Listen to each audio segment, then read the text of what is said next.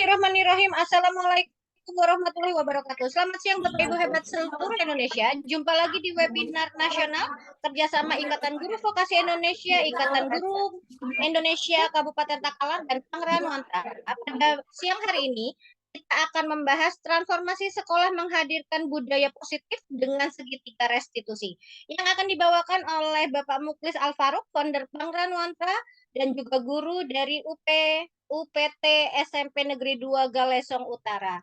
Untuk mengefisienkan waktu, silakan Pak Muklis untuk memberikan paparannya. Baik. Terima kasih banyak dari Kota Bogor. Saya ambil alih di Kota Makassar. Saya tepatnya sekarang ini berada di Kabupaten Takalar, Bapak Ibu, yaitu di sebelah selatan dari Kota Makassar. Kami dikenal dengan istilah Pangerahan Nuantra. Inilah yang menjadi ikon kegiatan kita selama ini. Pangerahan Nuantra itu dalam bahasa Makassar artinya dirindukan, Bapak. Jadi misalkan Bapak Ibu berkunjung ke Kabupaten Takalar, pasti akan rindu akan kembali ke tempat ini. Karena orang-orangnya di sini ramah, budayanya menarik dan sebagainya. Kampus kok sekali-sekali kita kalah lah jalan-jalan. Insya Saya sudah Allah. dari Malang, kampus polanya. Baik Bapak Ibu, hari ini kita akan belajar bersama, kita akan berdiskusi. Kebetulan di room ini ada banyak Bapak Ibu dari berbagai wilayah Indonesia. Ada tadi Ibu Gusnadi dari Sumatera Barat, ada Pak Saifullah, ada macam-macam di seluruh Indonesia. Hari ini kita akan belajar bersama berdiskusi tentang bagaimana budaya positif di sekolah. Baik, izinkan saya untuk share screen.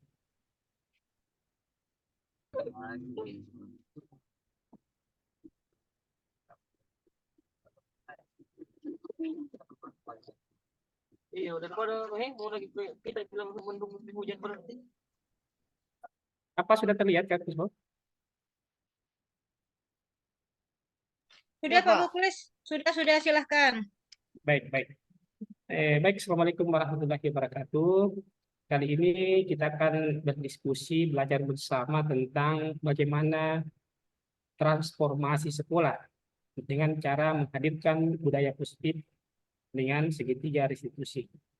Baik, berikutnya ada kata menarik di sini namanya transformasi sekolah. Transformasi itu artinya ada kegiatan atau proses yang menyeluruh yang melibatkan perubahan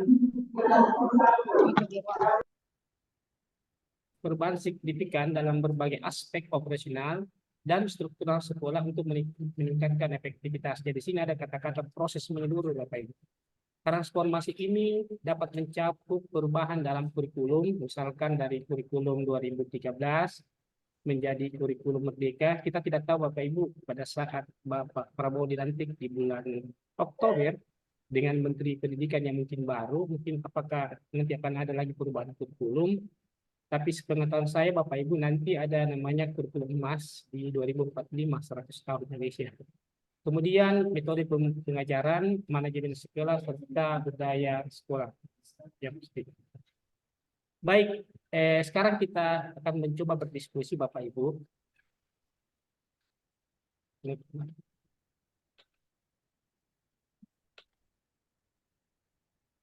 Kita akan berdiskusi sebenarnya apa perbedaan antara budaya sekolah dengan budaya positif.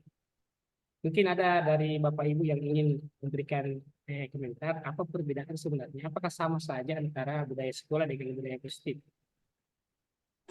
Ya, silakan Presiden Bapak Ibu yang ingin memberikan pendapat. Apakah budaya sekolah itu sama dengan budaya positif? Ada Bapak Ibu? Saya coba. Ya, silakan Presiden. Silakan Presiden. Iya, terima kasih banyak atas kesempatan diberikan. Ya. Kalau saya lihat ini kata-katanya budaya sekolah dengan budaya positif, kalau dilihat dari secara lihat ini berbeda ya. Ya. Kalau budaya positif itu tentu kita bagaimana memperbanyak dan menjadikan satu kebiasaan yang positif sehingga bisa menjadi satu budaya. Nah itu. Jadi jadikan sikap-sikap positif itu menjadi satu kebiasaan yang membudaya di lingkungan sekolah. Kalau budaya sekolah apa-apa yang menjadi tuntutan sekolah itu kita budayakan. Misalnya kita beretos kerja, selalu belajar, selalu berdisiplin, selalu tampil rapi, selalu kreatif. Itu adalah budaya-budaya Kan sekolah. linknya link. Baik, Halo? silakan. Ya, silakan, Ya. silakan. Ya, kurang lebih seperti itu Pak. Ya, garis-garis Baik, besarnya. baik, luar biasa dari Pak Saiful, terima kasih banyak. Pak Saiful tadi mengatakan bahwa budaya sekolah itu adalah memang menjadi kebiasaan di sekolah, sedangkan budaya positif itu dibangun ya Pak. Saya kuliah dibangun di bagaimana membudayakan hal yang positif. Coba kita lihat perbedaan Bapak Ibu. Nah, ini Bapak Ibu perbedaannya. Perbedaan pertama antara budaya sekolah dan budaya positif adalah tujuannya. Budaya sekolah itu adalah gambaran dari keadaan yang ada. Keadaan yang ada di setiap sekolah itu adalah budaya sekolah yang selama ini terjalin di sekolah. Kemudian budaya positif adalah tujuan yang ingin dicapai melalui usaha bersama. Jadi budaya positif ini adalah ada sesuatu tujuan yang disepakati dan harus dicapai melalui usaha bersama. Kemudian dari segi fokus, budaya sekolah adalah mencakup semua aspek kehidupan sekolah. Jadi semua hal yang ada di sekolah itu masuk budaya sekolah apapun yang menjadi kebiasaan-kebiasaan sekolah. Kemudian budaya positif itu adalah menekankan pada beberapa aspek saja, yaitu aspek kesejahteraan emosional, kemudian aspek sosial, dan aspek motivasi siswa. Dari segi hasil Bapak Ibu, yang pertama budaya sekolah itu adalah mempengaruhi secara umum di sekolah itu, bukan hanya kepada siswa, tetapi kepada stakeholder yang ada di lingkungan sekolah akan terpengaruh dengan budaya-budaya di sekolah itu. Kemudian sedangkan budaya positif itu adalah justru menghasilkan lingkungan yang memotivasi siswa untuk mencapai prestasi dan kesejahteraan lebih tinggi. Ini adalah dua hal perbedaan antara budaya sekolah dan budaya positif. Di kali ini kita akan fokusnya di budaya positif. Baik, selanjutnya, jadi budaya positif adalah sebenarnya menjadi fondasi jika sekolah kita ingin transformasi Bapak Ibu. Jadi transformasi itu adalah perubahan menyeluruh. Salah satu cara untuk mendapatkan transformasi positif ke arah lebih baik ini adalah menggunakan budaya positif. Budaya positif itu menjadi fondasinya. Berikutnya Bapak Ibu, konsep inti dari budaya positif itu ada 6 Bapak Ibu, ada 8 sebenarnya, tapi kita akan bahas lebih spesifik saja. Yang pertama adalah perubahan paradigma belajar. Nanti kita lihat apa maksudnya itu. Kemudian ada namanya disiplin positif. Yang ketiga adalah nilai-nilai kebajikan universal. Yang keempat adalah Teumi, coba dikontrol dulu atau kampus kok. Saya udah mute. Amiruddin nyalain lagi. Baik. Nilai-nilai kebajikan universal, yang kedua adalah posisi kontrol dulu, keyakinan kelas, dan segitiga restitusi. Kita akan bahas satu persatu. Baik, yang pertama adalah pembelajaran dengan paradigma baru. Mungkin Bapak Ibu sekalian merasakan perbedaan pada saat pembelajaran di kurikulum 2013 dengan kurikulum Merdeka.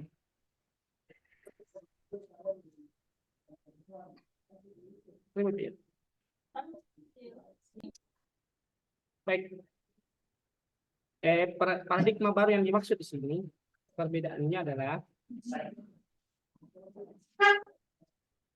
di pembelajaran paradigma baru kita dituntut Bapak Ibu untuk membuat sebuah desain pembelajaran berdasarkan pembelajaran diferensiasi dengan tujuan mewujudkan working pelajaran Pancasila. Perlu Bapak Ibu ketahui pembelajaran diferensiasi itu dibagi atas 3 kategori besar. Yang pertama adalah diferensiasi konten, yang kedua adalah diferensiasi proses, dan yang ketiga adalah diferensiasi produk.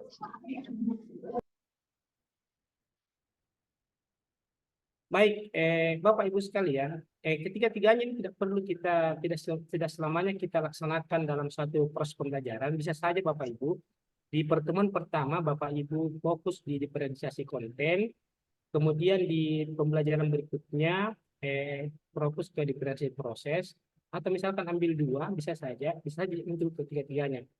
Bisa saja Bapak Ibu melihat dengan cara diferensiasi produk. Berikutnya Bapak Ibu, kita masuk di disiplin positif. disiplin positif. Baik, kita tanya jawab lagi Bapak Ibu. Mungkin Bapak kita akan berdiskusi apa perbedaan antara disiplin dan disiplin positif. Silakan Bapak Ibu kalau ada yang mau berkomentar perbedaan dari dua kata ini. Apakah sama saja disiplin yang selama ini kita lakukan di sekolah dengan disiplin positif? Silakan Bapak Ibu. Ada yang mau bertanya, menjawab, memberikan komentar Bapak Ibu? Perbedaan antara disiplin dan disiplin positif. Silakan. Ibu. Silakan Bapak Ibu yang mau berkomentar, silakan memberikan Perbedaan tanggapan. antara ya disiplin dan disiplin positif ada dari Bunda mungkin yang perempuan. Beda disiplin dengan disiplin positif. Ya, apa sama kira-kira perbedaan antara disiplin dan disiplin positif? Silakan Bapak Ibu, Bunda Indra mungkin mau menanggapi, Bunda Johra. Oh ya, terima kasih. Ini menurut saya, kalau disiplin di sekolah itu, contoh misalkan anak-anak harus melaksanakan aturan-aturan di dalam sekolah. Itu adalah contoh memang disiplin yang harus mereka lakukan. Sedangkan disiplin positif adalah ketika guru memberikan suatu peraturan yang mungkin bukan peraturan sekolah, tetapi memang disepakati. Peraturan yang disepakati tetapi membawa dampak untuk membentuk karakter anak menjadi lebih bertanggung jawab. Mungkin itu Pak Mulis, terima kasih. Terima kasih Bunda Baik. Indra. Ya. Baik, ada lagi Bapak Ibu yang ingin berkomentar satu lagi? Adakah yang mau menanggapi apa? Silakan Pak Rodli. Ya, pasti. Pak Rodli, Rodli. silakan. Rodli, Pak Rodli. aktifkan mic-nya Pak. Iya, Teh Umi. Yuk. Ya, silakan Pak. Silakan Pak. Bismillah. Izin of camp, kalau menurut saya disiplin itu sesuatu yang memang menjadi kebiasaan dan sudah menjadi ketentuan aturan sekolah. Ya. Kalau disiplin positif, kata kuncinya adalah memberikan dampak atau memberikan hal yang positif untuk bisa dijalankan pada setiap lingkungan sekolah, baik itu guru, murid maupun semua peserta, anggota di lingkungan sekolah tersebut. Mungkin seperti itu. Baik. Pak Rodli, posisinya di mana nih? Di SMP, SMA atau di mana? SMP 3, Pak. SMP di SMP. SMP 3 di Tiga mana, Pak? mana? Tiga Bogor. Di tiga... SMP 3 Subang Kiri ke Tasubul Salam, Provinsi Aceh. Oh, Aceh. Wah, dari Aceh. Oh, ya jauh. Baik. 7 jam Baik, coba- dari Medan, Umi. Siap. Umi, sorry. Iya, iya. Kira di Takalan. Biasa manggil. Aman, Iya, iya. aman. Baik, Maaf. baik. Coba kita lihat Bapak Ibu. Kita lihat sekarang. Nah, ini Bapak Ibu ya. Jadi Pak Rodi tadi sudah dengan Bunda itu sudah bagus sekali. Cuma kita kuatkan saja bahwa perbedaannya adalah pertama dari aspek tujuan. Disiplin itu adalah menjaga ketertiban dan mencegah pelanggaran aturan yang selama ini kita kenalkan, yang ada tata tertib dan sebagainya, itu adalah tujuan dari dilaksanakannya kedisiplinan di sekolah. Sedangkan disiplin positif, ini ada kata kuncinya Bapak Ibu. Membantu siswa mengembangkan keterampilan yang diperlukan untuk mengelola perilaku mereka sendiri. Jadi mereka sendiri mengelola perilaku dan membangun hubungan yang positif dengan yang lainnya, dengan lingkungan sekitarnya. Ini ada kata kuncinya Bapak Ibu. Hal yang pertama hanya untuk mencegah pelanggaran aturan, yang kedua adalah yang di disiplin positif, siswa dibantu untuk mengembangkan keterampilannya untuk mengelola perilaku mereka sendiri, menyadari bahwa sebagainya. Kemudian metode. Kalau metode di disiplin adalah menggunakan konsekuensi negatif sebagai alat utama, misalkan kita buat tata tertib. Jika anak rambutnya panjang lebih dari 5 cm, maka akan dicukur oleh gurunya. Itu ada konsekuensinya. Jika anak memakai sepatu berwarna putih, tidak berwarna hitam, maka akan disita. Itu adalah bentuk disiplin. Sedangkan disiplin positif adalah menggunakan penguatan positif dan intervensi restorasi. Restorasi itu maksudnya adalah mengembalikan perilakunya menjadi lebih baik. Jika ada hubungan yang tidak baik menjadi lebih baik, di restorasi Bapak Ibu. Ada penguatan positif. Berikutnya adalah dari segi hasil, yaitu disiplin itu adalah mengharapkan kepatuhan terhadap aturan. Jadi ada kata kuncinya, harus patuh terhadap aturan. Sedangkan disiplin positif adalah ada di sini kata kunci, mengharapkan adanya perkembangan karakter, pengendalian diri, baik keterampilan sosial emosional yang lebih baik daripada siswa. Coba kita lihat contohnya. Ini contoh paling sederhana misalkan di lingkungan rumah. Sebagai contoh paling sederhana disiplin positif adalah membuat anak mengerti sendiri bahwa rajin bangun di pagi hari itu akan merasa lebih semangat untuk bermain dan belajar. Bukan karena ingin mendapatkan pujian atau merasa takut dihukum mamanya jika tidak melakukannya. Ini adalah, jadi kalau misalkan mamanya mengatakan harus bangun pagi, kalau tidak bangun pagi dipotong uang jajannya, itu disiplin. Sedangkan disiplin positif di sini adalah anak sendiri yang menyadari bahwa oh, ternyata kalau rajin bangun itu di pagi hari membuat kita menjadi semangat untuk bermain dan belajar. Itu perbedaan antara disiplin dan disiplin positif. Baik, berikutnya kita masuk di nilai kebajikan universal. Nah, kita diskusi lagi. Nah, sekarang kita diskusi Bapak Ibu.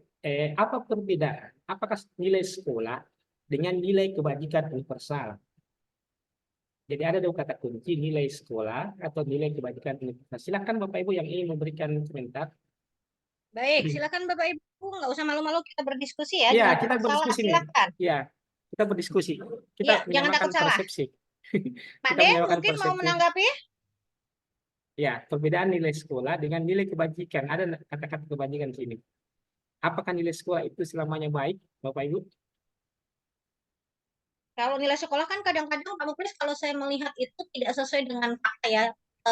Karena Iya. ada aturan yang menuntut bahwa kalau dia rajin, padahal dia nggak bisa bagus gitu ya. Tapi kalau apa tadi dengan apa? Nilai kebajikan, Nah, kebajikan. kalau nilai kebajikan itu kan nilai yang dia lakukan tanpa berharap apapun, karena dia mengetahui bahwa yang dia lakukan itu adalah sebuah kebaikan gitu. Iya, iya. Baik. Silakan yang lain, luar biasa pendapatnya Temi. Yang lain, Bapak Ibu ada yang mau berkomentar? Bunda Coba Indra? ya coba. Kalau Ya, nilai silakan. nilai sekolah adalah Ya. kebajikan. Contoh misalnya saya akan mengambil contoh saja. Misalnya begini, Ya. anak yang pintar kemudian tidak bergaul dengan temannya, tetapi dia pintar, itu akan menambah nilainya di sekolah sebagai anak yang melebihi dari temannya. Tetapi kalau nilai kebajikan universal, ketika dia itu berada di dalam masyarakat, anak yang pendiam, anak yang tidak bergaul dengan teman-temannya, itu menjadi suatu apa ya?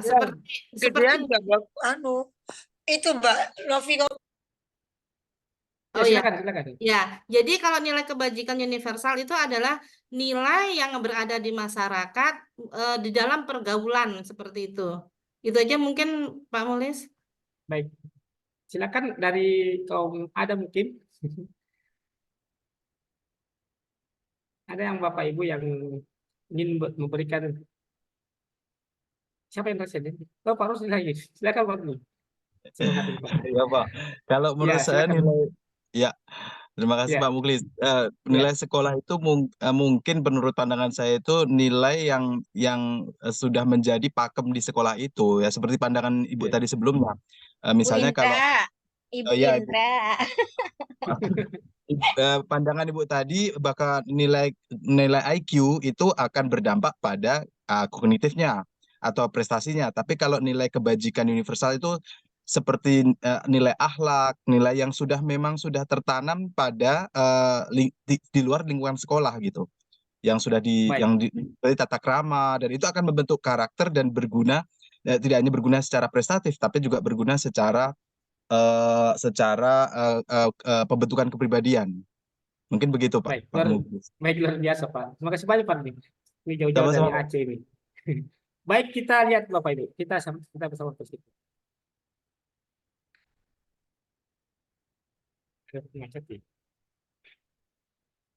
Nah, ini Bapak Ibu. Jadi ini ada 3 perbedaan. Yang dimaksud dengan nilai sekolah dari sifat dan cakupan adalah bersifat spesifik. Nilai-nilai yang selama ini anggap sekolah adalah hal yang baik. Itu hanya berlaku di sekolah atau di komunitas tertentu. Sedangkan nilai kebajikan universal adalah bersifat global dan diakui secara luas dari berbagai budaya. Dia lepas dari suku bangsa, agama, bahasa, maupun latar belakang. Misalkan contoh begini.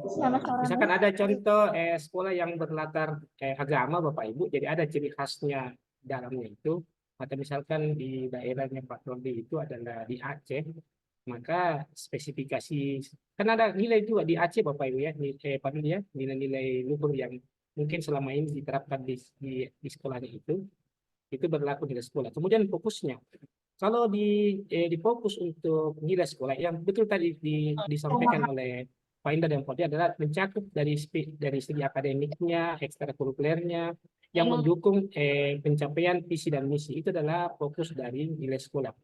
Sedangkan yang dimaksud nilai kebajikan universal adalah fokus pada prinsip moral. Betul tadi yang disampaikan Pak Rodi dan Pak Ibu Bunda ini, bahwa dia fokus pada moral dan etika yang mendasar seperti kejujuran, keadilan, kepedulian, menghargai, dan tanggung jawab. Kemudian hasil. Nilai sekolah itu diterapkan dan disesuaikan berbeda setiap sekolah. Ada standar-standar Bapak Ibu berbeda-beda di setiap sekolah. Sedangkan nilai kebajikan universal itu berlaku dan diterapkan di mana saja bersifat global. Jadi nilai kejujuran itu harus sama standarisasinya antara sekolah A dan sekolah B. Nilai keadilan itu juga harus sama. Itu yang dimaksud global, berlaku umum. Kepedulian, menghargai, dan tanggung jawab itu bukan hanya berlaku di sekolah A, berlaku di sekolah B, di provinsi A dan provinsi B, tapi berlaku secara universal, secara global. Itu yang kita maksud dengan nilai kebajikan universal. Di kurikulum baru ini Bapak Ibu, kita tidak dituntut hanya untuk nilai di spesifikasi sekolah kita, tapi kita juga harus menanamkan global karakteristik kebajikan itu kepada siswa. Diharapkan tuh siswa nanti ke depannya bisa bersaing Bapak Ibu, dan dia bisa beradaptasi dimanapun mereka berada. Baik, berikutnya nilai-nilai kebajikan universal itu diantaranya ini ya Bapak Ibu yang berlaku umum ya: keadilan, keselamatan, tanggung jawab, kejujuran, rasa syukur, berprinsip, integritas, kasih sayang, rajin, berkomitmen, percaya diri, kesabaran, dan keamanan. Ini adalah nilai kebajikan, kebijakan ya, salah ketik, kebajikan sini. Kebajikan universal yang berlaku secara umum, bukan hanya di sekolah A dan sekolah B. Baik, berikutnya adalah kita masuk di materi yang lebih menarik lagi Bapak Ibu. Ada namanya posisi kontrol guru. Nah, posisi kontrol guru itu ada 5 Bapak Ibu. Nanti kita akan berdiskusi kira-kira Bapak Ibu berada di posisi mana ini. Ada guru yang memposisikan dirinya sebagai guru yang penghukum. Ada guru yang memposisikan dirinya menjadi kontrol pembuat siswa merasa bersalah. Ada guru yang memposisikan diri sebagai teman.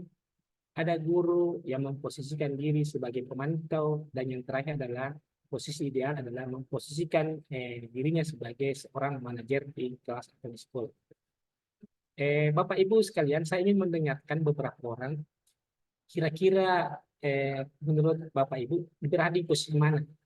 Dan apa ciri khas yang memposisikan sehingga Bapak Ibu mengatakan, oh saya ini berasa di posisi pemantau, saya ini menjadi teman, saya ini menjadi penghukum dan pembuat merasa bersalah. Silakan Bapak Ibu yang ada yang mau berkomentar. Ini pasti Pak.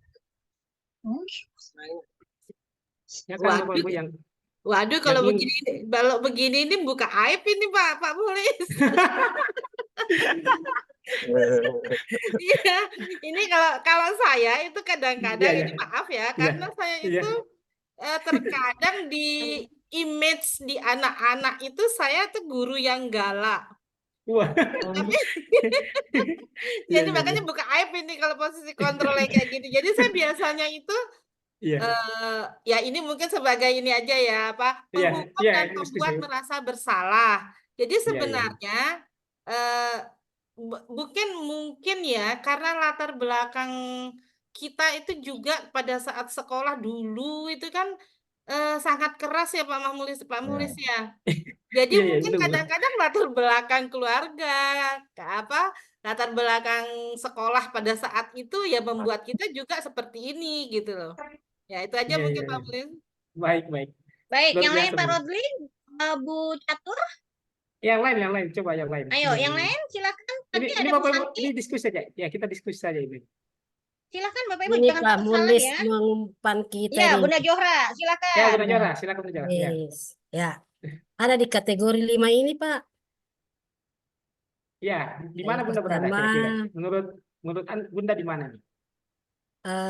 kalau saya ke teman. Oh, teman ya. Iya. Iya, iya. Gimana Bunda pengalamannya selama ini? Coba diceritakan. Kalau saya itu sebagai teman, anak-anak itu siswa saya anggap teman. Jika itu ada sesuatu yang mau saya sampaikan, kita berembuk. Ayo ya. kita berembuk. Apa yang jadi program kita, nah, itu. Dan kadang juga saya duduk di samping mereka, saling kalau selesai menjelaskan dia mengerjakan tugas. Iya, iya. Kadang saya ke belakang duduk bersama mereka, walaupun mereka ya risih juga sih sebenarnya Pak. Iya. Tapi sambil bertanya-tanya bagaimana di rumah, bagaimana dengan kakaknya, adiknya, segitulah. Anggaplah kita bercurhatan di situ. Akhirnya, Baik, baik. tapi saya itu walaupun dianggap sebagai teman, kita ada batas juga, Pak. Artinya kita mengkondisikan di mana kita di posisi teman.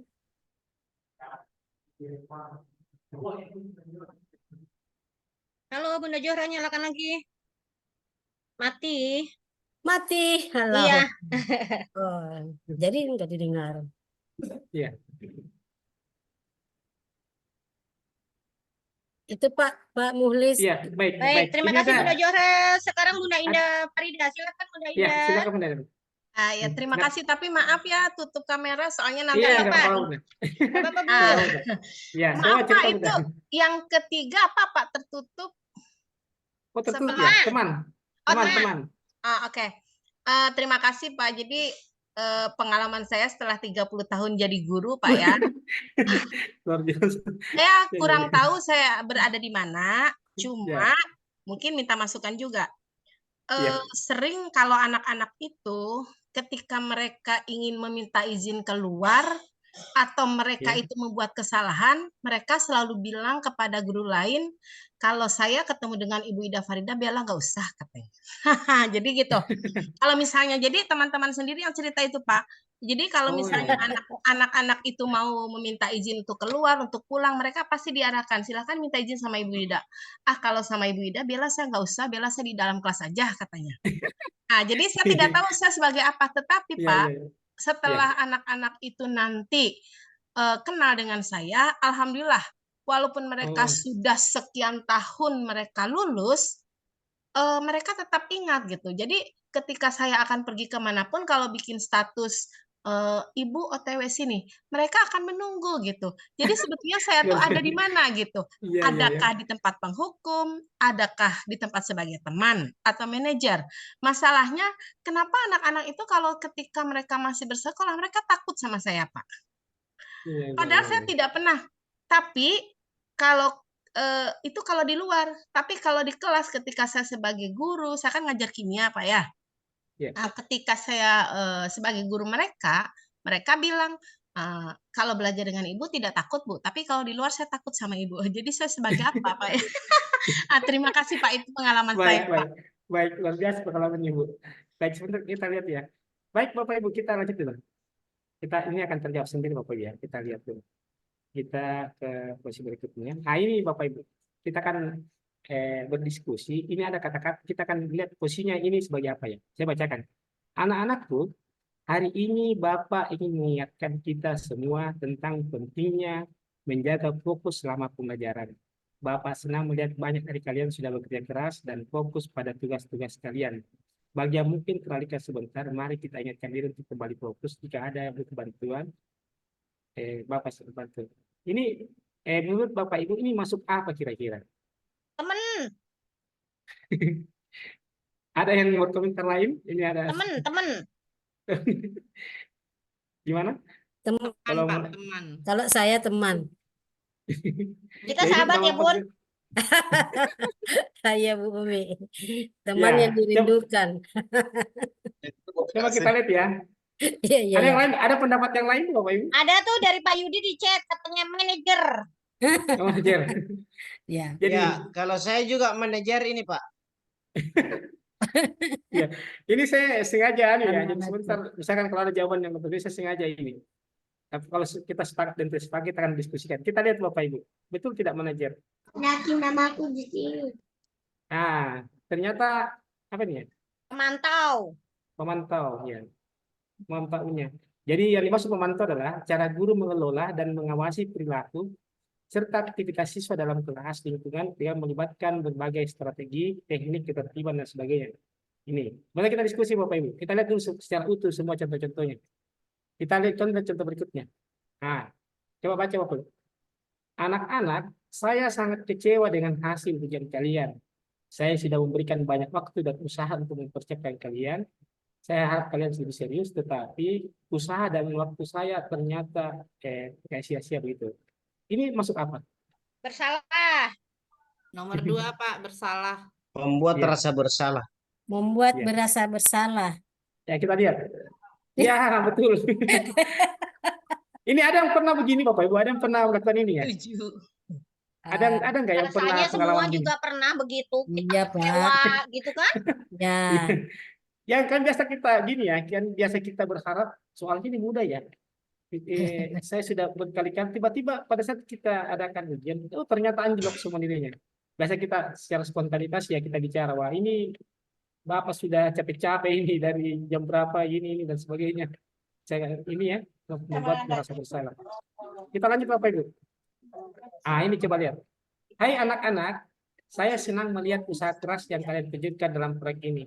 Saya tahu beberapa yang dari kalian sulit, tapi saya bangga dengan cara kalian bekerja sama dan menyelesaikan tugas ini bersama. Ini apa ini? Teman. Yang lain? Manajer. manajer. Teman. Ini agak tipis-tipis ya, agak tipis-tipis ini ya, antara teman dengan Saya senang melihat Manajer. Teman. Manajer. Teman. coba kita lihat. Coba kita lihat Ovi. Manajer punya atau teman. Hore, Bu. Jadi teman itu adalah mencerminkan pendekatan guru yang positif, mendekati sebagai mitra. Itu kan dia tadi mengatakan itu ya. Dia mengatakan itu. Baik berikutnya Besti. Baik. Nah ini Bapak Ibu. Nah, misalkan ini Bapak Ibu. Selamat pagi anak-anak. Hari ini kita akan mempelajari kita akan memberikan ringkas. Ini manajer ya. Saya akan Manajer diatur soalnya. Ya, jadwalnya. Ini yang teratur Bapak Ibu ya. Ada langkah-langkahnya. Manajer Ada kita ringkasan, mengatur, ya. diskusi, kemudian membantu jika ditanyakan. Ini manajer ya Bapak Ibu. Nah, ini Bapak Ibu di kurikulum ini sebenarnya kita diarahkan ke sini Bapak Ibu. Sedikit demi sedikit kita akan menuju ke sini Bapak Ibu. Jadi membuat hukum.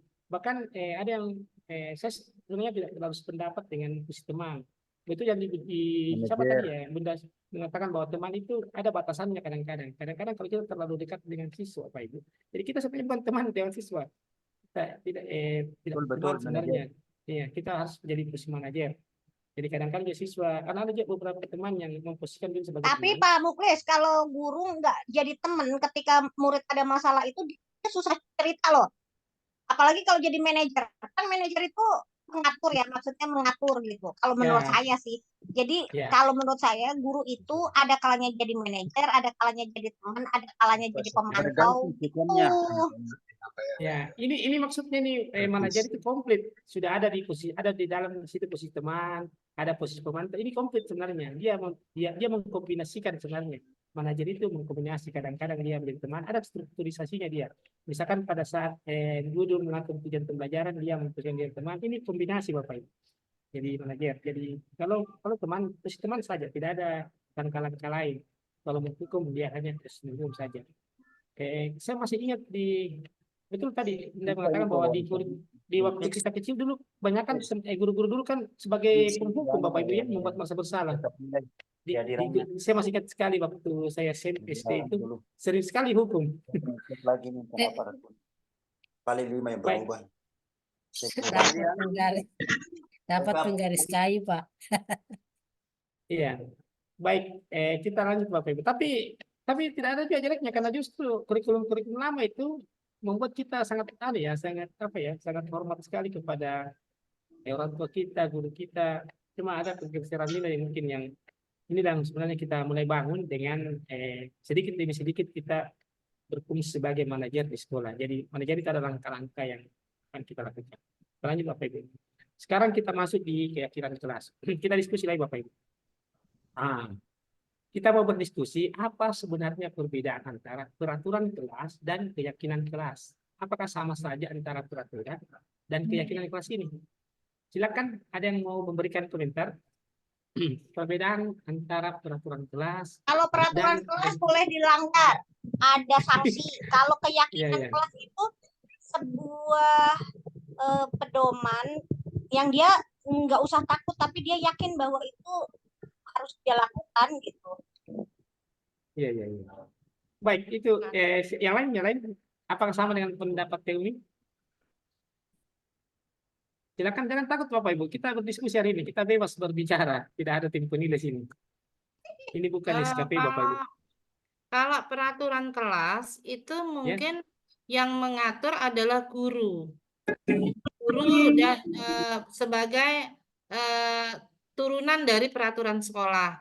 Tetapi kalau keyakinan kelas adalah karena kita melibatkan murid, jadi itu adalah merupakan kesepakatan yang harus mereka lakukan di dalam kelas ketika bersama guru yang mungkin guru mata pelajaran misalnya seperti itu.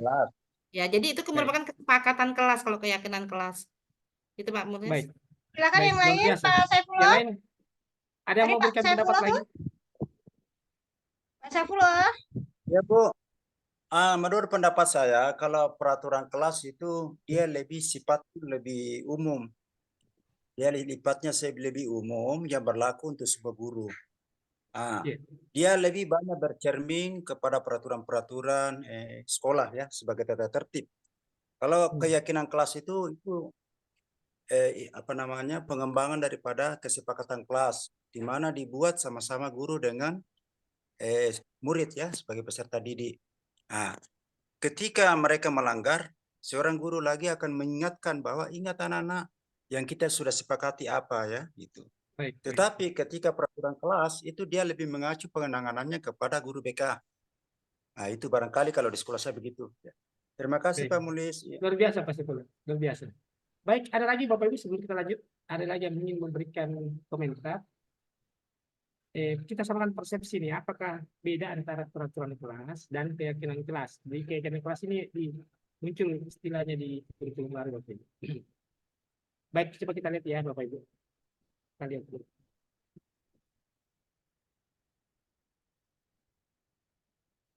Nah, coba lihat Bapak Ibu. Peraturan kelas dari segi sifat itu bersifat formal. Dan betul tadi dijelaskan tadi oleh Bupati bahwa ditetapkan oleh guru atau sekolah. Ini peraturan kelas. Apakah wali kelasnya ataukah diturunkan dari peraturan sekolah. Sedangkan keyakinan kelas ini berkembang bukan secara formal, bukan secara formal tertulis, tetapi dia berkembang secara informal berdasarkan interaksi sosial dan pengalaman bersama. Jadi dia dari percakapan dari apa? Kalau di segi peraturan kelas itu formal, tertulis di dalam tangan dan sebagainya, dan berlaku menyeluruh.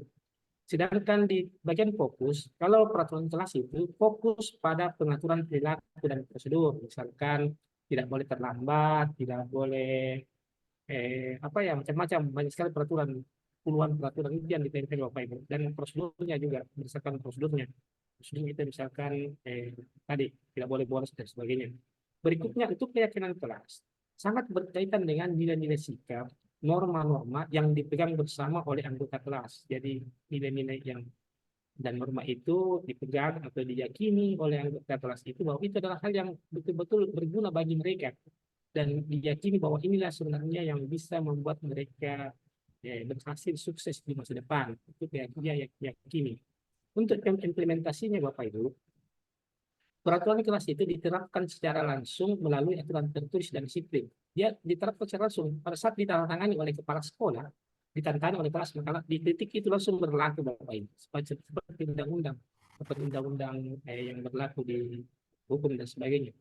Sedangkan keyakinan kelas itu justru mendorong terjadinya kolaborasi antara siswa satu dan siswa yang lainnya, siswa dengan guru dan sebagainya. Keyakinan kelas itu juga mendorong untuk adanya saling pengertian dan tidak bisa tercapai tanpa adanya tujuan bersama. Itu perbedaan antara kalau peraturan kelas tidak begitu. Kalau peraturan pokoknya ditandatangani langsung berlaku. Kalau keyakinan kelas itu akan secara bertahap Bapak Ibu, secara perlahan-lahan supaya betul-betul siswa itu yakin, kelas itu yakin bahwa bahwa inilah sebenarnya yang betul-betul bisa membuat mereka menjadi lebih baik. Berikutnya, nah ini langkah-langkah cara misalkan Bapak Ibu mau terapkan di kelasnya masing-masing. Ada 5 langkah untuk merumuskan keyakinan kelas. Langkah pertama adalah Bapak Ibu meminta siswa. Jadi silakan anak-anakku sekalian, silakan tuliskan bentuk keyakinan apa yang kalian yakini, yang misalkan bagus untuk di kelas ini atau untuk individu dan teman-temannya. Semua siswa menulis. Kemudian langkah kedua, keyakinan untuk siswa itu akan dibahas Bapak Ibu. Kita akan membahas secara bersama guru dengan anak, dibahas apa yang mereka tulis, dihargai jadi bisa membacakan atau misalkan menuliskan di atas papan, itu akan dibahas Bapak Ibu. Langkah ketiga akan memilah, misalkan ada 32 orang siswa menuliskan berbagai jenis keyakinan kelas, dan itu tidak langsung diambil secara bulat-bulat Bapak Ibu, kita akan memilah keyakinan kelas mana yang cocok, yang sesuai dengan karakteristik kelasnya. Biasanya berbeda antara kelas 7A, 7B, dan sebagainya. Berdasarkan keyakinan mereka masing-masing. Itu menjadi semacam, kalau ada namanya jadi siswa ya. Tapi ini kalau jadi siswa kadang-kadang siswa mengucapkan setiap hari Senin, tapi dia tidak yakin. Dia hanya di mulutnya, tidak meyakininya. Dia hanya, kalau saya berjanji taat kepada dan sebagainya. Tapi ini keyakinan itu memang diharapkan muncul dari hati Bapak Ibu. Berikutnya adalah nomor 4. Bagaimana caranya mengubah keyakinan itu agar menjadi kalimat yang positif. Misalkan, kalau misalkan tidak terlambat, yakin tidak boleh harus tepat waktu masuk kelas, berarti di situ kalimat positif adalah disiplin. Ada kata-kata disiplinnya, ada kalimatnya. Inilah kalimat ini yang akan menjadi keyakinan kelas. Yang kelima, langkah terakhir adalah setelah semua sudah terbentuk, ada rumusan keyakinan kelas, maka ada namanya menyepakati keyakinan kelas. Semua siswa bertentangan, kayak kontrak, menandatangani, meyakini, menyepakati, ada kontrak bahwa inilah keyakinan kelas yang harus kita junjung tinggi. Jadi Bapak Ibu nanti sebentar kita akan masuk di konflik atau ada permasalahan di masalah di sekolah, ini akan kembali ke sini Bapak Ibu, keyakinan kelas yang telah dibuat atau disusun oleh siswa sendiri. Jadi berdasarkan keyakinan ini, Bapak Ibu guru tidak boleh memaksakan bahwa di kelas ini harus muncul keyakinan ini, tidak boleh. Tapi Bapak Ibu bisa memandu dengan pertanyaan-pertanyaan memantik. Kita pandu mereka, kita pancing mereka dengan kata-kata yang mengarah ke yang itu. Tapi tidak boleh memaksakan, mengatakan bahwa pokoknya tidak boleh terlambat. Itu bukan keyakinan tapi peraturan. Jadi beda ya antara peraturan dengan keyakinan. Ini ada 5 langkah untuk keyakinan kelas ini. Berikutnya adalah kembali. Nah, ini contoh keyakinan kelas Bapak Ibu. Yang pertama adalah inilah kalimat-kata positif yang didapatkan. Misalkan yang pertama, setiap anggota kelas itu perlu belajar, senang, harus senang, bahagia. Ini kata-kata keyakinan kelas. Dia harus yakin lalunya bahwa saya harus belajar, saya harus senang, saya harus melaksanakan tugas, saya harus saling menghargai, saya harus merasa aman di kelas ini. Inilah keyakinan kelas. Ditempelkan Bapak Ibu, ditempelkan di sudut ruangan supaya dia lihat, oh, kalau saya tidak senang berarti saya tidak ada keyakinan dalam kelas ini. Jadi artinya dia harus senang belajar, dia harus melaksanakan tugas. Berikutnya dia harus selalu bersikap positif, tidak boleh misalkan negatif sama temannya, negatif sama gurunya. Tadi seperti pengalamannya Ibu ya, mengatakan bahwa saya heran kok siswa takut kepada saya. Itu dihilangkan itu. Takut itu dengan dia harus bersikap positif. Berikutnya adalah senantiasa menjadi diri yang terbaik. Berarti dia akan berkompetisi. Ini contoh Bapak Ibu ya. Keyakinan kelas yang sudah dikontrakkan, artinya dituliskan dan ditandatangani. Kalau perlu Bapak Ibu buat di sebuah karton ada keyakinan kelas, baru mereka tantang semua. Kayak apa ya? Kayak bisa itu kecil itu atau tangan semua, itu semua sesuatu itu bertantangan. Jadi ya yakin. Kemudian berikutnya berkomitmen terhadap setiap tugas, senantiasa membantu. Misalkan nanti anggaplah ada contoh kasus gini, ada tiket kelas kan biasanya membersihkan beberapa orang. Ternyata hanya ada satu orang yang tidak membersihkan, maka nanti dia akan diarahkan keyakinan kelas itu adalah senantiasa membantu. Ada juga muncul dalam melaksanakan tugas, bertanggung jawab. Jadi nanti kita ingatkan, Masih ingat Ki tentang keyakinan kelas, melaksanakan tugas, senantiasa membantu. Berarti dia langgar sendiri keyakinannya itu. Kalau dalam Islam kayak atau dalam peragamaan kayak keyakinan itu kayak apa ya? Kayak yakin dalam diri. Misalnya kita yakin adanya Tuhan. Dia yakini dia. Berikutnya adalah keyakinan tentang hormat.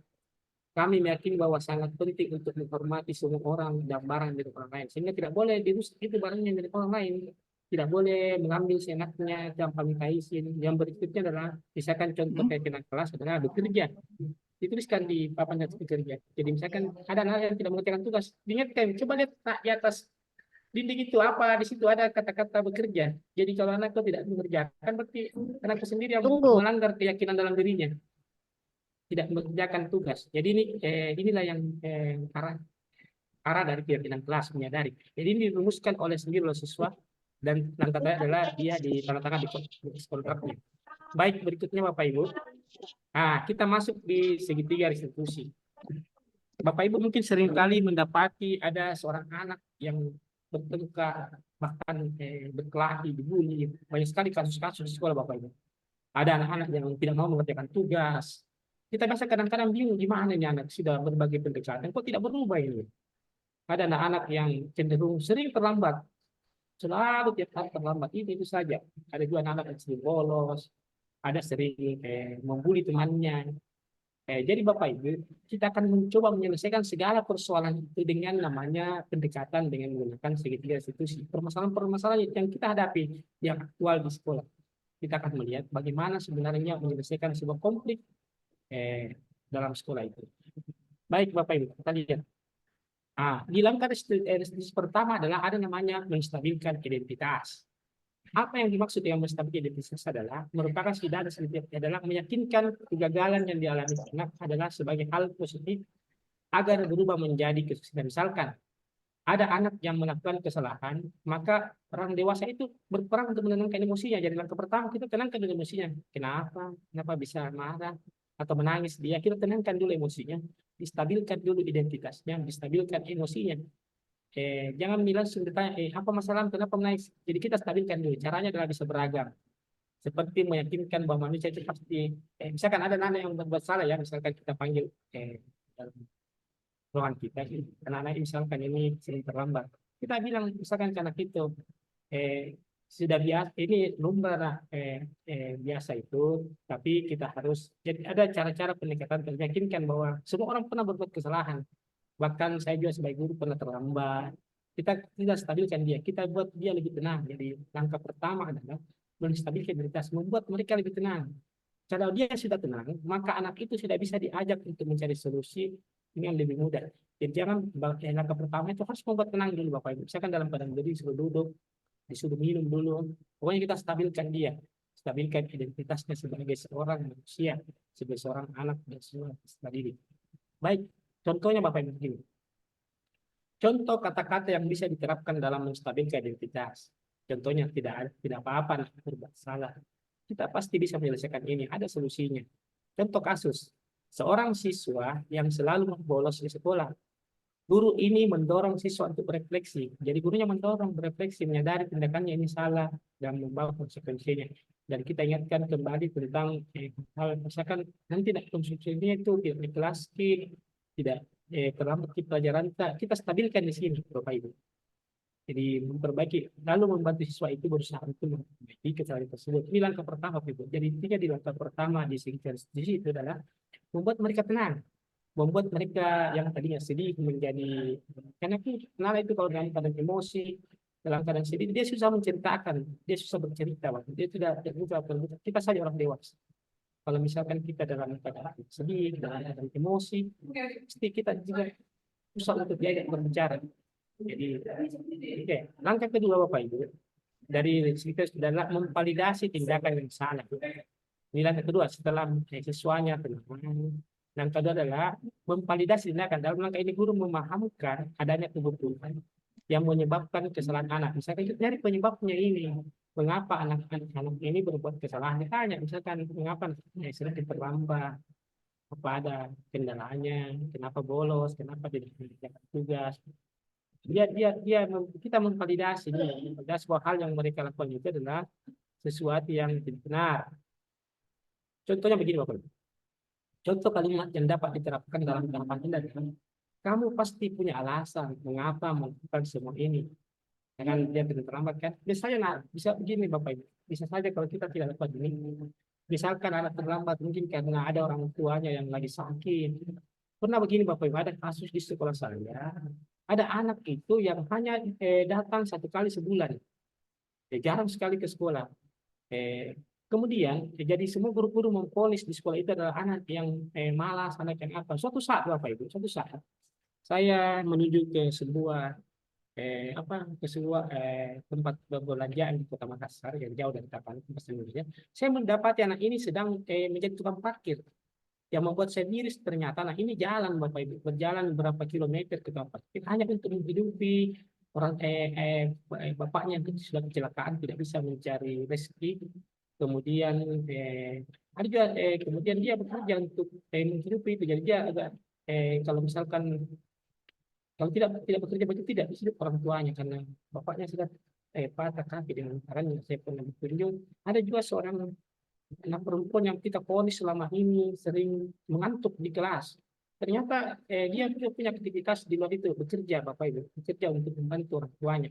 Dan inilah sebenarnya pentingnya di segitiga restitusi adalah memvalidasi ini. Sebenarnya apa akar masalahnya ini. Dan ini tidak akan mungkin diceritakan Bapak Ibu oleh siswa pada saat mereka tidak tenang.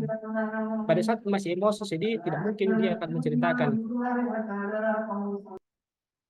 Baik, berikutnya adalah Bapak Ibu di langkah terakhir. Langkah terakhir dari segitiga restitusi adalah menanyakan keyakinan. Langkah terakhir ini adalah menanyakan keyakinan, menghubungkan perbuatan anak ini dengan nilai-nilai yang ada. Kita kan tadi sudah punya keyakinan keras. Kita hubungkan sekarang. Misalkan dia sering tidak mengerjakan tugas, kita arahkan di tembok-tembok itu kan sudah ada keyakinan keras mana yang mereka langgar. Yang misalkan apakah disiplinnya, apakah bekerjanya, diingatkan. Karena inilah kesepakatan awal kita, kalian sendiri yang meyakini ini bahwa ini ada hal yang salah. Kemudian kita tuntun mereka bahwa suatu bagaimana mewujudkannya dan yang langkah terakhir dari keyakinan ini adalah bagaimana memperbaiki kesalahan itu. Misalkan ada kasus begini, ada kasus seperti di sekolah saya terjadi pemukulan dan pengambilan paksa barang oleh sehingga rusak hanya tasnya, putus tasnya. Pada saat kita melaksanakan kegiatan restitusi ini, saya tanyakan kepada saya setelah dipahamkan diberikan pemahaman kepada saya, bagaimana langkah untuk mengembangkan restorasi ini, mengembalikan kerugian ini kepada teman ini. Dia diambil itu tasnya itu ya. Kemudian dia bawa ke rumahnya dan dikembalikan. Baik, saya tanyakan kepada teman, boleh nggak dengan cara itu? Saya boleh Pak, karena saya nanti dimarahi orang tua saya kalau tas saya rusak kalau pulang.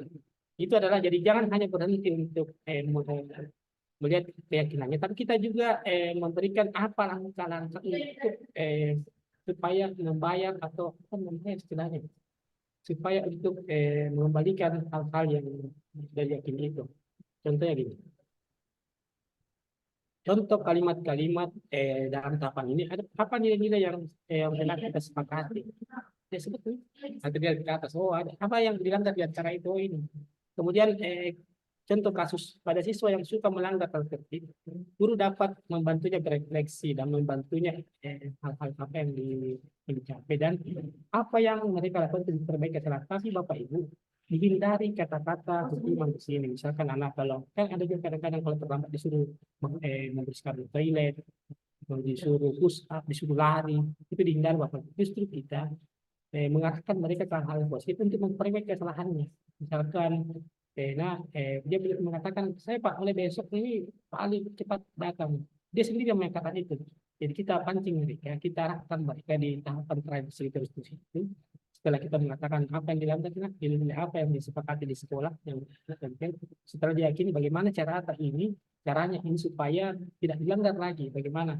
Atau misalkan kalau merugikan orang lain, ini teman kalian berusaha ini bagaimana cara untuk ini, apakah dia minta maaf, kemudian bagaimana kita berikutnya supaya hubungan mereka berdua misalkan tidak lenggang berusaha, jangan dilepaskan lagi karena bibit permusuhan itu akan muncul karena ada begitu kita damaikan di dalam kelas. Pas kalau pulang dia berkelahi di dalam kelas. Jadi kita selesaikan dengan menggunakan tahapan segitiga diskusi ini. Baik, demikian Bapak Ibu sekalian, ini adalah sedikit tentang bagaimana sebenarnya membangun budaya-budaya tersebut itu dengan berbagai macam hal-hal yang tadi kita bahas. Untuk selanjutnya saya serahkan balik ke Kota Bogor di Universitas. Silakan. Nggak bisa ya. Ini kenapa? Baik, terima kasih Pak Muklis, materinya keren banget. Baik Bapak Ibu, kita masih ada waktu 35 menit. Barangkali Bapak Ibu ada yang mau bertanya, boleh raise hand atau dituliskan di kolom chat. Oh ya, Pak Muklis banyak yang minta materi, boleh di-share di chat mungkin. Karena kan kita nggak ada grupnya nih, nanti membagikannya bingung. Silakan Pak Muklis share di kolom chat. Ayo, materinya sebelum Bapak Ibu kabur. Ayo, ayo, ayo, ayo. Mana suaranya Pak Muklis? Kekunci, ayo. Maaf, saya belum ini. Tidak ada di grup itu kan? Maksudnya teman-temannya ada di grup. Kan Saya lupa. grupnya tersebar Pak. Bingung nanti Iya, membagikannya. Udah bagikan aja sekarang. Nggak usah nunggu nanti, sempurna. nanti. Oh ya, saya download Atau dulu ya. kalau mau Bapak bikin, kalau mau Bapak bikin grup. Nanti teman-teman masuk di situ baru dibagikan di grup. Saya lupa tadi Yang Bapak ada Ibu. grup pas masuk di grup aja. Iya, di grupnya. Karena saya Grupnya lupa kan tadi. nyebar-nyebar Gun. Grupnya nyebar-nyebar. Saya bingung nanti saya bagiinnya. Ada 500 grup. Nanti saya bagi semua ternyata nggak datang. Nanti minta sertifikat. Saya bingung nanti. Ya Yang gampang lah. Nanti kan kecil aja. chat aja nanti di TUB. Nanti saya kasih. Chat enak aja chat ke saya. Oh, Pak Muklis dong. Wah. Nama kerjaan saya. Udah. Ya nanti materi chat Pak Muklis aja. Begitu nomornya. Saya lupa Dibagikan. tadi. Iya. Sudah. Oke ya. Baik, Bapak Ibu, ada yang question. Bapak Ibu ada yang membagikan link grup chat ice breaking itu jangan diklik ya Bapak Ibu, itu penyusup ya, itu bukan grup kami begitu ya, itu orang yang suka nyusup-nyusup. Baik Pak Muklis, ini ada pertanyaan, kalau di TK jadi teman kita naik jenjang semuanya bagaimana ya Pak? Karena kan beda kondisi. Kenapa? Kalau di TK kan guru itu harus jadi teman, kalau naik jenjang kan berbeda. Gimana tuh menurut Bapak? Karena kan kondisinya berbeda tuh. Ya, ini sebenarnya kondisi ideal ya Bapak Ibu. Ini adalah kondisi ideal sesuai dengan teori. Tapi Bapak Ibu nanti bisa sesuaikan. Tapi kita tidak bisa berubah seperti berubahnya Power Rangers, berubahnya Superman hanya dalam zaman kita bertahap. Jadi kondisi ideal itu kita harapkan menuju ke manajer. Perlahan-lahan kita akan bicara dengan cara berkolaborasi. Jadi intinya sebenarnya ini di kurikulum merdeka kita diharapkan banyak-banyak berkolaborasi dengan rekan sejawat. Karena yang bisa menilai kita itu adalah bukan, tadi kan ada ibu yang bingung ya, saya di posisi mana Pak Mulis ini? Jadi yang bisa menilai bukan diri kita Bapak Ibu, tapi kita yang bisa menilai adalah rekan sejawat. Makanya perlu ada kolaborasi. Kita perlu refleksi dari guru lainnya. Teman-teman, kira-kira saya di posisi apa ya selama ini? Di siswa juga kita bertanya dan hati-hati. Jujur nah, di awal di akhir pembelajaran kita tuliskan di kertas. Jadi kita memposisikan diri. Jadi ada batasan-batasan tertentu. Tidak semuanya semuanya negatif Bapak Ibu. Mungkin kadang-kadang di hal-hal tertentu ada justru yang misalkan kalau saya gitu ya, membuat merasa bersalah itu kadang-kadang juga diperlukan satu saat karena ada kan tipe-tipe siswa kan berbeda-beda Bapak Ibu. Berbeda-beda tipe-tipenya. Ada memang yang cepat sadar, ada memang yang mesti beberkali tahap dan sebagainya. Jadi mungkin Bapak Ibu sendiri punya pengalaman di sekolah atau ada yang mau berbagi pengalaman bahwa pernah mengalami masalah apa, betapa rumitnya masalah itu, dan kita coba-coba berdiskusi bagaimana menyelesaikan suatu masalah itu Bapak Ibu. Ada tidak yang mau bercerita? Silakan Bapak Ibu kalau yang mau menanggapi. Ya, kita diskusi Bapak Ibu, kita saling diskusi. Misalkan kita ada masalah itu gimana menstabilkan identitas, memvalidasi tindakan dan keyakinan itu.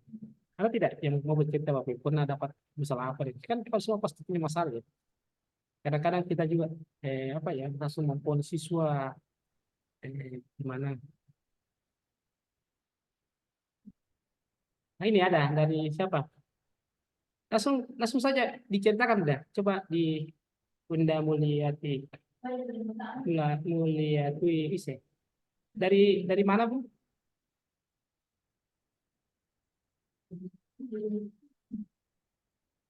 Bunda masih ada di room ya, Bunda? Mulyatwi. Ada ini ikonnya. Coba bacakan Dewi, ada di kolom chat itu. Oh, di paling bawah. Nanti naik lagi susah. Kemana ya? Mana Ya. ya? Sebentar. Paling sambil saya mencari tanggapan, Bapak Ibu jangan mengklik link WA yang ada di sini ya. Kami belum membagikan link WA itu penyusup ya, Bapak Ibu, hati-hati ya. Nggak ada Pak tanggapannya di chat. Ada Itu yang mah sering terlambat. nanya, itu mah nanya. Oh, nanya. Itu Silakan nanya bertanya bukan langsung. tanggapan. Silakan Bunda coba ceritakan siapa yang bagus kalau ceritakan.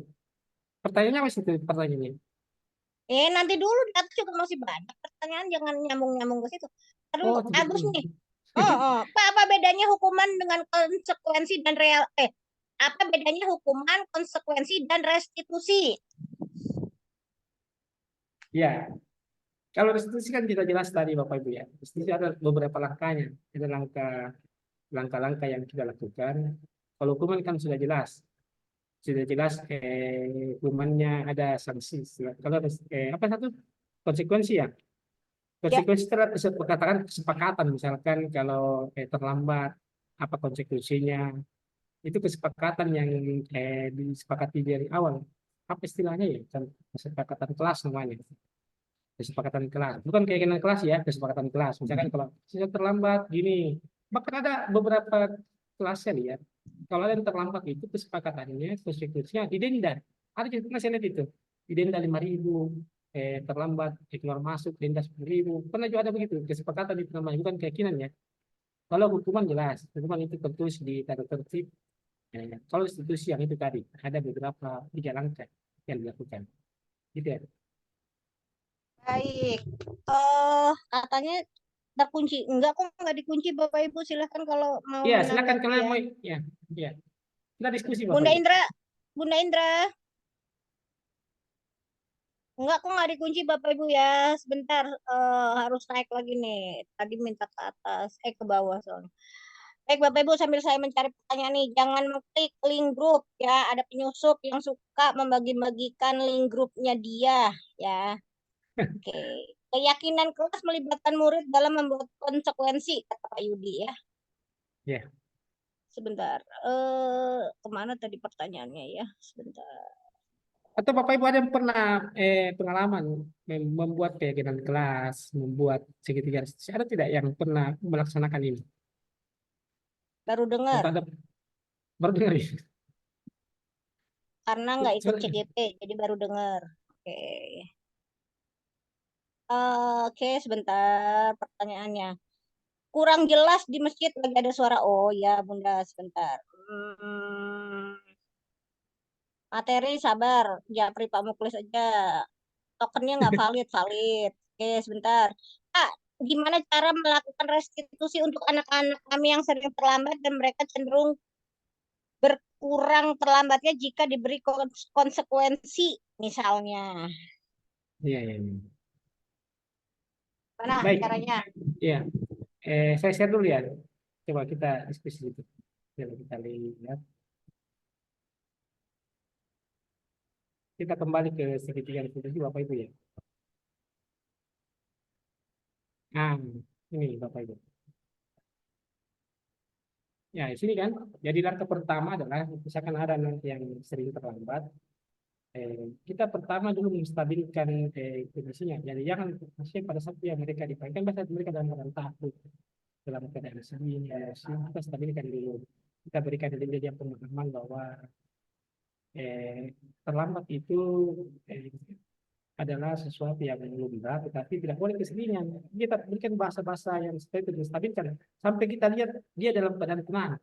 Kita terus jadi tidak hanya kaku dengan kata-kata ini Bapak Ibu, tidak hanya kaku dengan kata-kata ini, tapi kita bisa bereksperimen sendiri dengan membuat kata-kata sendiri yang tujuan dasarnya adalah bagaimana mereka ini masih tenang dulu, dia tenang. Ini seperti ini sebelum membolos. kita bagaimana kita sebagai guru itu mendorong untuk menyadari bahwa ternyata tindakan selama ini adalah hal yang salah, hal yang tidak benar kalau sering terlambat. Ada konsekuensinya, misalnya nanti berefek kepada tidak di kelas, kan rugi mereka kan, mengaku sekalian rugi dong kalau tidak di kelas, bahkan tidak mendapatkan pelajaran. Kemudian nanti kita arahkan saja. Jadi langkah pertama ini kita menstabilkan dulu, kita buat dan jangan di depan kelas Bapak Ibu, jangan dilakukan segitiga ini di depan banyak orang, di depan teman-temannya mengatakan kenapa terlambat dan sebagainya. Kita ambil suatu tempat yang lebih nyaman sehingga anak itu bisa menceritakan dan sebagainya lebih tenang. Jangan sampai ada yang terlambat disuruh keluar dulu. Biarkan dulu mereka tenang. Dulu. Nanti sebentar setelah pelajaran kita panggil di suatu ruangan. Kemudian langkah kedua Bapak Ibu, kita memvalidasi tindakan yang salah. Setelah mereka ditanyakan alasan terlambat, karena mereka pasti punya masalah. Misalkan dia mengatakan, Pak, saya sering main game sampai tengah malam. Ini kan sudah tahu masalahnya dia main game. Atau misalkan saya membantu ayah saya atau apa yang dilakukan atau sering begadang. Kita cari dulu sebenarnya apa akar permasalahannya sehingga dia sering terlambat. Dan itu akan diceritakan pada saat dia merasa nyaman, merasa tenang. Kemudian bila kesalahan pada anak maka akan ditolak. Jangan langsung menolak Bapak Ibu. Ini yang kamu salah. Kalau dia langsung tolak, maka anak kita akan selalu terjebak pada masalah sama. Makanya kadang-kadang anak itu tidak berubah. Misalkan dia sering terlambat lagi karena pada saat kita melakukan tindakan ini, kita langsung menolak alasan itu. Kita mengatakan jadi kita validasi, bukan langsung ditolak. Kita validasi, ini kata-kata beda ya. Dipalidasi, bukan ditolak. Pada saat kita langsung menolak Bapak Ibu, kita langsung itu alasan tidak benar itu. Kalau kau sering main game, kalau kamu sering terlambat bangun karena gara-gara begadang, jangan ditolak. Tapi kita perlahan masuk, kita harus berusaha memahami. Karena kan sekarang saya lihat anak-anak cenderung itu sering main game online dan sebagainya. Dari situlah kita akan masuk ke dunia mereka dan membuat mereka mengerti. Jadi itu dihindari kata-kata ditolak. Kalau ditolak pasti akan berulang. Berikutnya adalah Bapak Ibu, langkah ketiga adalah ini tadi contoh kata-katanya. Tahu pasti alasan kenapa seperti ini. Berikutnya adalah menanyakan keyakinan. Inilah kita arahkan ke keyakinan kelasnya. Bahwa kan kau sudah yakin bahwa terlambat itu melanggar apa keyakinannya? Oh, disiplin. Kemudian kita akan merefleksikan bahwa akan berpengaruh kepada kedepannya. Misalkan kalau dari sekarang sering kita terlambat, kan suatu saat kita punya cita-cita, kita misalkan mau ada juga cita-cita, oh saya mau jadi polisi Pak. Wah, tidak bisa. Itu saya jadi kalau dari sekarang tidak disiplin, karena disiplin itu harus dari kebiasaan, dari budaya. Jadi kita akan bimbing mereka supaya dia bisa yakin bahwa apa yang dilakukannya itu bisa merugikan di masa depan. Itu adalah 3 hal. Jadi tidak boleh dilompat-lompat baru. Jangan langsung menanyakan keyakinan. Jangan langsung misalkan memvalidasi. Misalkan ada anak terlambat, langsung kita tanyakan kenapa terlambat. Tidak boleh gitu Bapak Ibu ya. Kita harus dari awal menenangkan dulu stabil kredibilitas. Jadi ada juga teman-teman kadang-kadang langsung lompat, langsung mengatakan yakin, kalau sudah melanggar disiplin, berarti langsung lompat ke hal nomor 3, langsung menanyakan keyakinan, tidak melalui identitas dan validasi, tidak alasan sebenarnya. Jadi ini anunya urutannya Bapak Ibu, urutan permasalahannya tidak boleh lompat-lompat. Karena lompat-lompat ini yang kadang-kadang membuat anak berulang-ulang kesalahannya. Gitu ya, Teddy. Ya, Bunda Indra mau menanggapi tadi? Bunda Indra? Iya Teh, hilang tadi Ayo. dia. Iya Pak Mulis, jadi untuk keadaan di sekarang itu, sekarang keadaan sekolah itu kan tiap jenjang itu berbeda. Iya, betul. Ketika kita di SD, SMP, dan SMA itu untuk saat ini yang kami alami itu sangat-sangat, terutama SMP, karena saya ngajar di SMP Pak Mulis. Jadi SMP sekarang itu mungkin karena secara psikologis anak SMP sekarang itu adalah anak yang mulai pubertas, yang mencari jati diri. Kemudian ketika kita memberikan peraturan atau kita memberikan Restitusi tadi kadang-kadang mereka memang untuk membantah itu sangat sangat lihai dengan kondisi mereka juga kan kadang-kadang karena tadi itu misalnya kita kenapa kamu terlambat? Saya ini Bu, saya ini. Ketika ada anak-anak yang benar, memang kita bisa memvalidasi. Tetapi untuk saat ini misalkan nih Pak ya, Iya, kami di sekolah itu kesulitannya tuh mungkin begini sekarang itu. Bukan iya. justru anak yang terlambat, tetapi anak yang sedikit-sedikit dan rata-rata anak-anak itu semua kalau minta izin itu Oh iya, betul. rata-rata mengatakan dirinya tidak enak badan. Iya, Iya, Pak. Padahal sekarang itu kalau kita tahu tuh mereka justru malam itu kan tidak tidur itu, Pak. Nah, iya, iya. kadang-kadang keyakinan kelas, kami juga ada juga membuat kesepakatan kelas setelah kemarin ada dari Bu Dwi itu, Bu Dwi ini kami Ya, coba membuat kesepakatan kelas. Tetapi ya masih tetap berlangsung seperti itu, Pak. baik. Ya itu aja mungkin Pak Mulis gambaran di sekolah kami. Itu, Baik, Pak. baik, baik.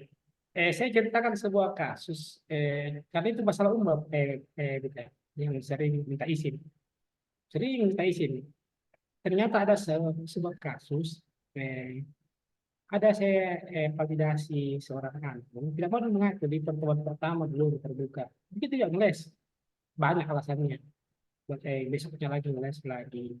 Saya bawa dia ke tempat yang yang apa ya, sambil saya ajak di kantin minum apa ya, minum teh sambil saya ajak dia canda makan ini. Dia mulai mencerita ternyata dia ini sering keluar untuk cari perhatian teman-temannya. Dia bangga kalau apa ya, keluar masuk dia ternyata ketinggalan lain. Jadi dia jadi ceritanya kita bagaimana cara kita sebenarnya supaya nanti terbuka, karena pada saat dia memang berbohong dan kita berulang itu akan berulang. Ciri khas kebohongan itu akan berulang.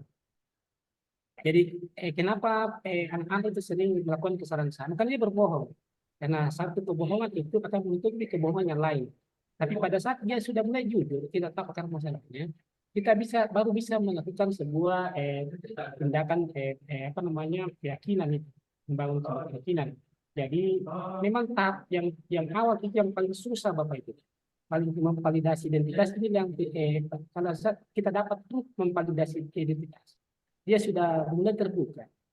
Karena di guru BK saja, misalkan ada pelanggaran, jarang sekali anak itu yang bahkan jangankan guru ke anak-anak yang berbuat kesalahan ke orang tuanya, kadang-kadang dia tidak terbuka Bapak. Dia lebih terbuka kepada temannya, dia lebih terbuka kepada gurunya. Bahkan ada seorang orang tua mengatakan, Pak, ada masalahnya, dia tidak bisa memvalidasi anaknya sendiri, jadi dia apa namanya, biasa bertanya kepada temannya apa sebenarnya masalahnya itu, karena ternyata anaknya ini lebih terbuka kepada temannya daripada kepada orang tuanya.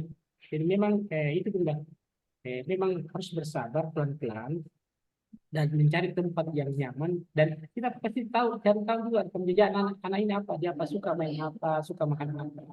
Tapi kita duduk, dia kan pasti bercerita. Pada saat dia sudah bercerita curhat, itu sudah dapat poin satu. Jadi poin satu yang sebenarnya kita kejar ini Bapak Ibu, membuat mereka tenang, menstabilkan dia, merasa dia dihargai, dia merasa dia didengar, dan dia kan pasti pada saat itu kita baru bertanya.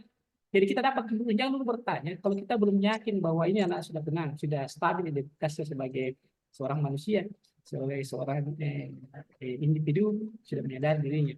Kalau dia sudah stabil, dia tidak menghilangkan kebohongan, artinya barulah kita masuk di poin 2.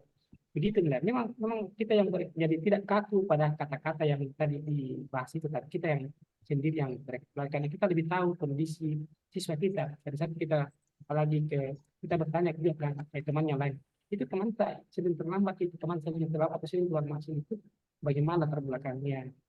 Oh mungkin ada juga anak-anak yang tidak mendapat perhatian dari orang tuanya, dan di sekolah dia sering membuat keributan, sering keluar masuk.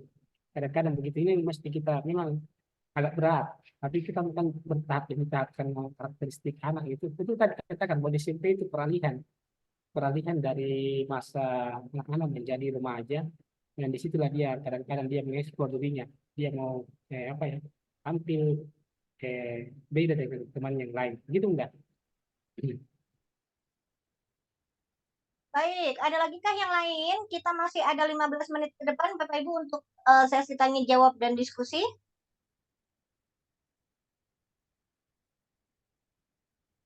Tidak ada, kita anu.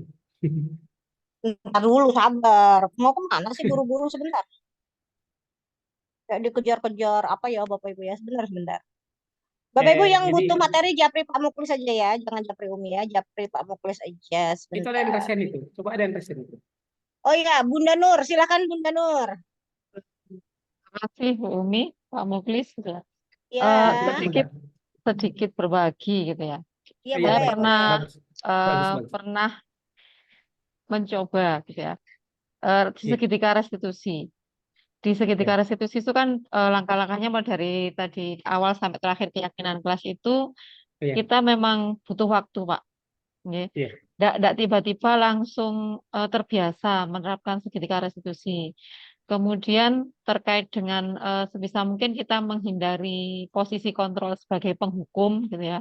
Betul, Karena betul. kita setiap posisi kontrol guru itu kan ada minusnya, tidak plus semua gitu ya. Idealnya kita jadi manajer. Tapi selama ini kan kita kalau tidak jadi penghukum pasti jadi pembuat rasa bersalah. Ya, Iya, setuju, Mbak. untuk jadi manajer itu saya sendiri mengalami masih apa ya agak berat gitu Pak ya. Selama Betul, kadang betul. berusaha untuk jadi manajer tapi ternyata jadi kita berada di posisi eh, membuat anak merasa bersalah gitu ya. Kadang kan anak-anak tuh biar Iya, biar iya. apa ya, biar muncul empatinya kita kasih banyak nasihat. Akhirnya yang muncul bukan kita jadi manajer tapi kita jadi pembuat rasa bersalah gitu ya. Iya, Jadi iya. kalau untuk posisi ini ya penerapan segitiga restitusi butuh waktu, butuh pembiasaan. Betul. Teman-teman sesama guru rekan sejawat itu juga masih terbiasa dengan memberi hukuman gitu ya. Kemudian karena merasa bahwa segitiga restitusi itu enggak seperti yang beliau-beliau inginkan. Ketika Iya. anak kita kasih tahu kesalahanmu ini langsung tiba-tiba anak-anak insaf kan tidak. Ya, Betul, jadinya betul. anak-anak sadar bahwa saya salah, saya tidak boleh mengulangi kembali itu kan jarang banget gitu ya. Mungkin dari 30 anak satu itu sudah bagus gitu ya. Kalau ada yang oh iya saya salah, besok saya tidak akan mengulangi lagi. Itu kan jarang banget gitu ya. Dan ketika saya pernah berbagi ke teman-teman tentang segitiga restitusi itu, mereka ya secara tidak langsung eh, menolak gitu ya. Kelamaan gitu ya. Kalau bahasa Jawanya kesuwen gitu ya. Anak keburu apa ya, keburu melakukan pelanggaran-pelanggaran yang lain sementara kan sebenarnya menurut saya tujuan mulia dari segitiga Iya, restitusi itu adalah jangka panjang gitu ya. Anak betul, betul. menyadari dan tidak melakukan kesalahannya lagi karena dia akan selalu tahu konsekuensi dari setiap tindakan yang dia perbuat gitu ya. Jadi itu sedikit pengalaman dari saya pernah Betul, membuat betul. segitiga restitusi ya insaf ketika itu, selebihnya ketika kita tidak ada atau jauh dari pandangan mereka, mereka akan berbuat dan mengulangi lagi kesalahannya. Demikian Betul, Pak Bunda. Mukli, Bumi. Baik. Baik, Bagus, terima luar kasih. biasa. Bunda di mana mengajar, Bunda? Saya di Kota Batu, Jawa Timur, Oh, di Jawa SMP. Timur. Iya.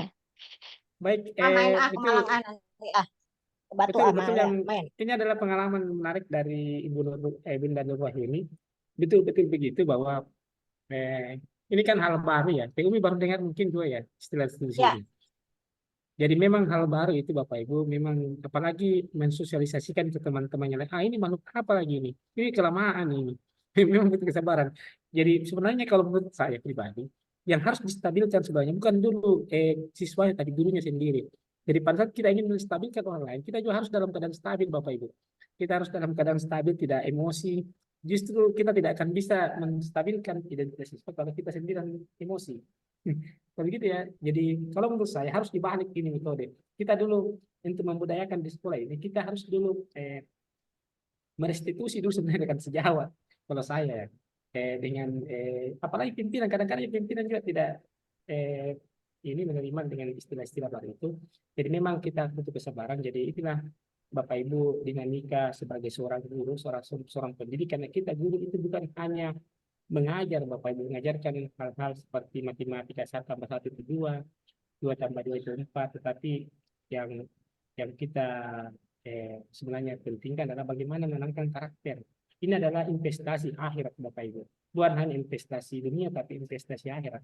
Pada saat kita sudah bisa membelajarkan siswa membuat karakternya, maka itu akan menjadi amal jariah, menjadi dan sebagainya. Begitu ya Bapak Baik, Ibu ada ya. lagi kah yang mau berdiskusi? Kalau enggak ada pertanyaan nih Pak. Dari Pak Agus. Pak Muklis, kalau ada siswa melakukan kesalahan di sekolah, apakah langsung diberi hukuman ataukah diberi konsekuensi atau restitusi? Ayo.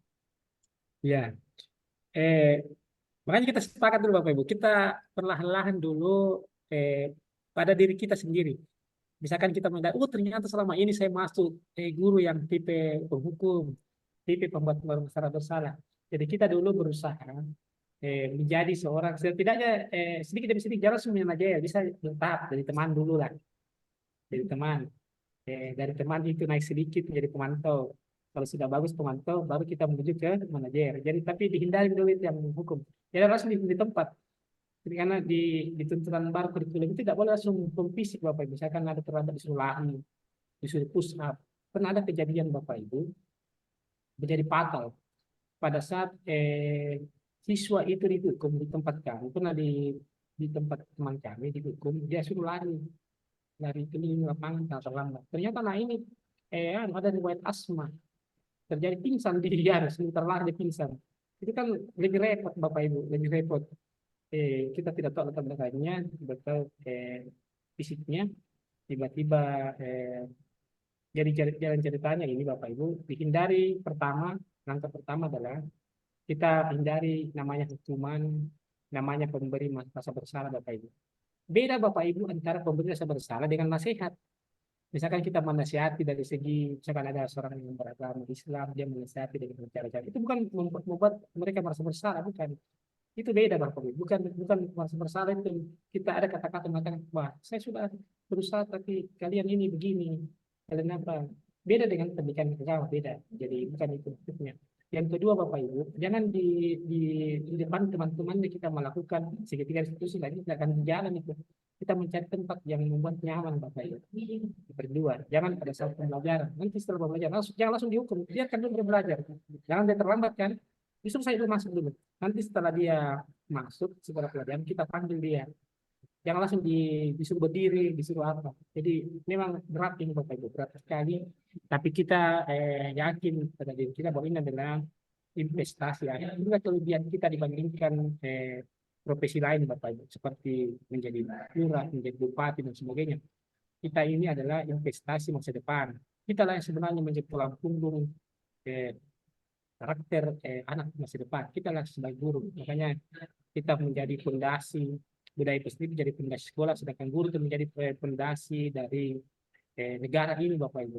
Pada saat kita meninggalkan dunia ini menuju ke akhirat, kita punya investasi. Misalkan anak-anak yang pernah kita buat karakternya menjadi seorang yang baik, maka itu akan menjadi amal dan pahala bagi kita. Jadi itulah menjadi motivasi bagi kita.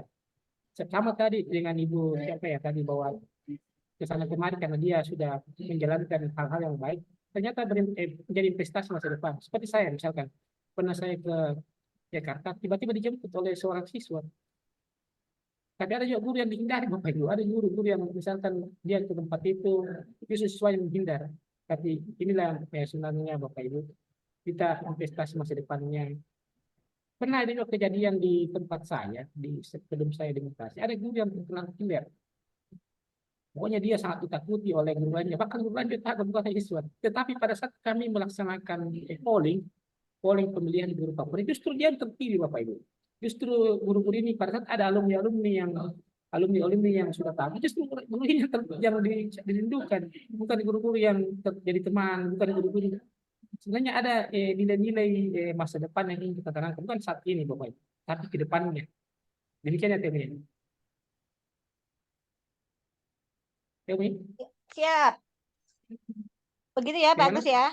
Oke, sekarang ke bawah sebentar. Pak, kami punya murid yang sulit sekali ditegur masalah kerapian baju. Bajunya selalu dikeluarkan. Saat dipanggil untuk merapikan baju, dia rapikan di depan kita. Tapi saat kita tidak melihat Ya, keluar berulang-ulang, dikeluarin lagi bajunya. Cara menanggulanginya gimana Pak Muklis? ya. Sama Pak tadi caranya. Yang pertama adalah kita Ibu tadi, yang nanya Bu Maria. oh Ibu Bunda Maria ya. Langkah pertama itu adalah ini yang paling sulit. Jadi saya mengatakan dari 3 hal ini yang paling sulit sebenarnya yang paling pertama itu menstabilkan identitas, membuat dia merasa jujur. Kalau kan biasa kalau tidak jujur kan begini kejadiannya. Kalau tidak jujur, kalau gurunya sudah tidak kelihatan, seperti halnya begini Bapak Ibu. Kalau Islam kan ada namanya berpuasa. Berpuasa itu kalau tidak ada kejujuran, tidak ada bisa menilai orang sudah makan atau minum. Tapi dia yakin dalam diri ini dah sebenarnya nomor poin 1 inilah yang mesti kita kolaborasi dengan guru lain. Bagaimana sebenarnya mencari cara untuk menstabilkan, karena tidak mempan itu tadi kata-kata. Saya yakin tidak mempan itu kalau kita hanya mengatakan mengapa terlambat, mengapa apa, tenang dulu, tenang, jangan emosi, saya juga tidak sepakat itu karena pernah saya lakukan tidak berhasil juga, tidak berhasil teori-teori itu. Jadi kita berkolaborasi dengan kita mencoba sendiri. Kita kan pasti tahu, oh ini anak ini karakternya keras, ini sih berbohong ini karena sering ini. Jadi langkah pertama adalah kita mencari teman. Ya, pokoknya kita cari teman. Jangan ditegur, jangan langsung menegur. Di situ bilang, musuhnya kaki bajunya jangan, dipanggil dulu. Biarkan dulu di luar kaki bajunya. Jangan langsung kasih masuk, dipanggil. Baru kita misalkan putarkan sebuah video artis yang berpakaian acak-acakan dengan artis. Kita tanya dulu, suka artis siapa? Artis siapa? Yang kita lihat dia video betapa rapinya itu artis idolanya. Beda dengan yang acak-acakan itu seperti yang pengemis dan sebagainya. Dia kapasitas oh ini tidak jelek, dia kelihatannya dia bisa membedakan, oh ternyata saya ini orang berpendidikan. Jadi kita putarkan hal seperti itu karena tidak pasti tidak mampu. Jangan langsung Bapak Ibu katakan, nah masukkan ke baju pasti dia lepas lagi, dia berbohong. Inilah poin 1 Bapak Ibu, adalah posisi yang paling sulit memang dan membutuhkan waktu. Tidak hanya 1 kali 2 kali. Kalau kita gagal 1 kali, kita bawa dia suasananya apa. Misalkan dia suka main game, siapa game yang terkenal itu, coba lihat penampilannya bagaimana idolamu itu. Wah ternyata lebih sekali. Nah, ini kalau mau berhasil seperti itu harus rapi. Jadi kita bawa ke dunianya Bapak Ibu. Jangan dihindari langsung kata-kata itu tadi hukum. Kemudian itu kan konsekuensi membuat merasa bersalah itu yang tadi langsung ditegur di depannya. Jadi begitu ya. Tapi memang butuh waktu. Gitu. Ya, lanjut ya. Sebentar. Oke. Habis. Habis. Nah, pas habis. Ya. Pas. Baik. Pas. Baik. Masih adakah yang mau bertanya? Kalau tidak, Pak Muklis mau closing statement. Silakan Pak Muklis closing statement-nya. Baik. Alhamdulillahirrahmanirrahim. Hari ini kita belajar bersama Bapak Ibu. Saya sangat senang sekali bisa berdiskusi dengan teman-teman guru-guru hebat dari seluruh wilayah Indonesia. Ada dari Aceh, macam-macam ya. Dari Papua, saya lihat ada peserta yang dari Papua, dari Jakarta, dan macam-macam Jawa Timur.